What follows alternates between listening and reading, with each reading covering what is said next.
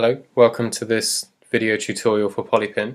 In this video we're going to take a very quick look at the MIDI version of PolyPin. So the PolyPin comes with different versions for different controllers. There's a push version, a launchpad, and there will be a launchpad Pro version soon. But all the arcade devices will have a standalone MIDI version, which means you can just use it either by using mouse clicks or with a standard MIDI controller.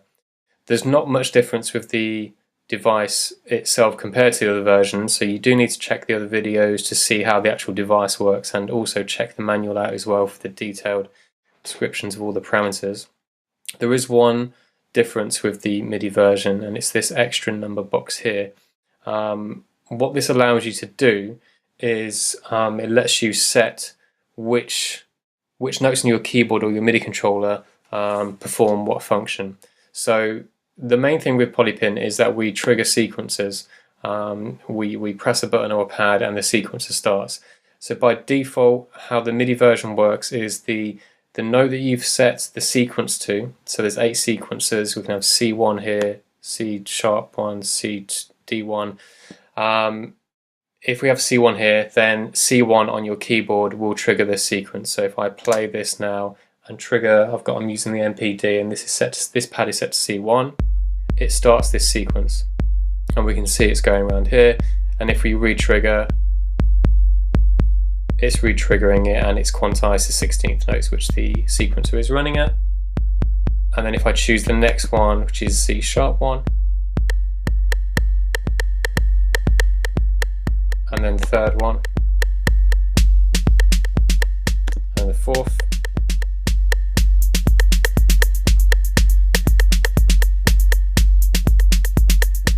okay, so these pads are controlling the start of the sequences. You only have 8 sequencer engines in PolyPin, so I quite like using the MPD controller because you have 8 pads here.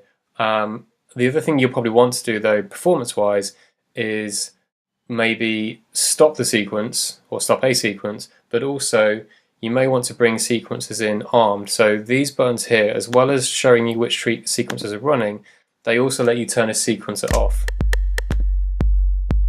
like so. But they also arm a sequence, and what arming does is if a sequence is playing, and we arm this one, it waited until the next bar until it started.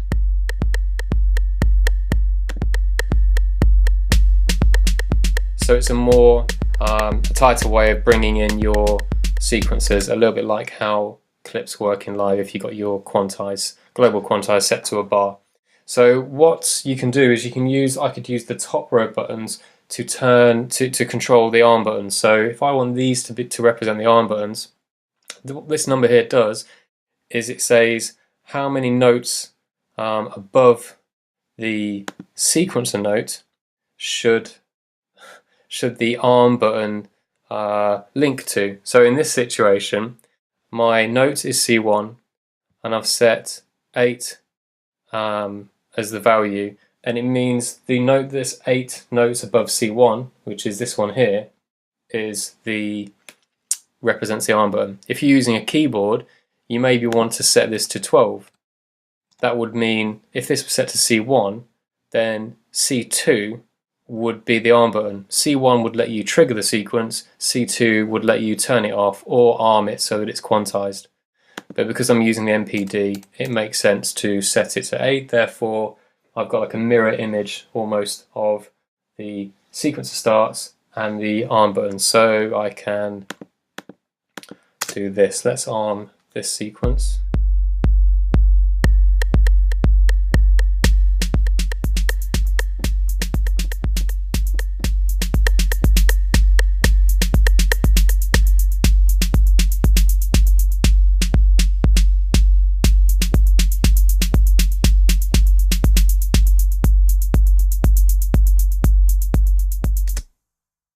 It's probably worth mentioning as well that the velocity control for the rate of the sequencer can still be triggered by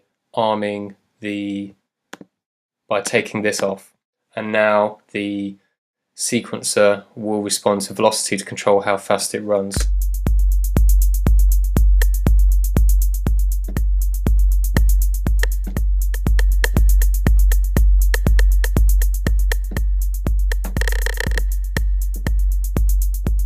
And again, we can choose whether the rate will be forced into dotted, whole or triplets.